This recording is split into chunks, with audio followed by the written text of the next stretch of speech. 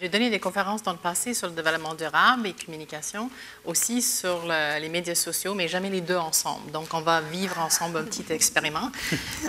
Et c'est aussi la première fois que je donne une conférence à la part de SNC-Lavalin, parce que je suis maintenant vice-présidente depuis presque 11 mois.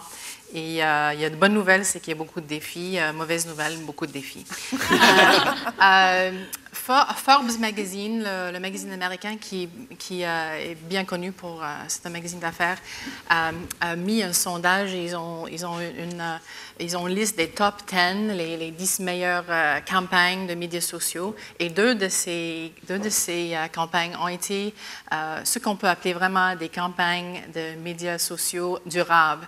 Donc, d'abord, c'est très compréhensible de savoir que en fait, les médias sociaux sont très vertes comme outil ou comme tactique de communication. Mais j'ai voulu juste peut-être résumer pour tout le monde un peu ce qu'on a. Laurent et même Kathleen et Anna ont déjà mentionné quelques-unes de ces infos. Mais c'est un peu ça le contexte dans lequel on se trouve, un organisme.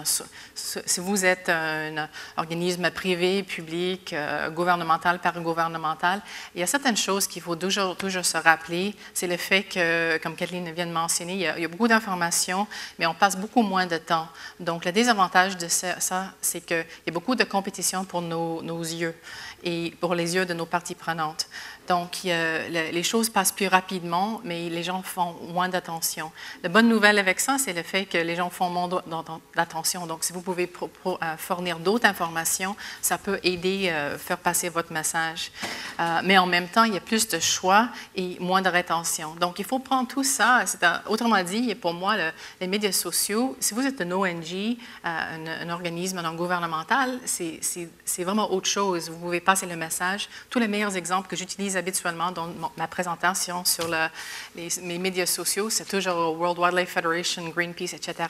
Quand vous parlez des entreprises et des grands organismes, c'est vraiment autre chose. Plus attrayant, mais c'est plus difficile à le croire parce qu'il y a encore une fois trop d'informations et beaucoup plus de participation. Donc, je vous laisse avec ça. Je vais juste mentionner rapidement, parce que je sais que ça ne nous reste pas trop de temps. J'ai cité ici un modèle qui a été créé par un Canadien très affilié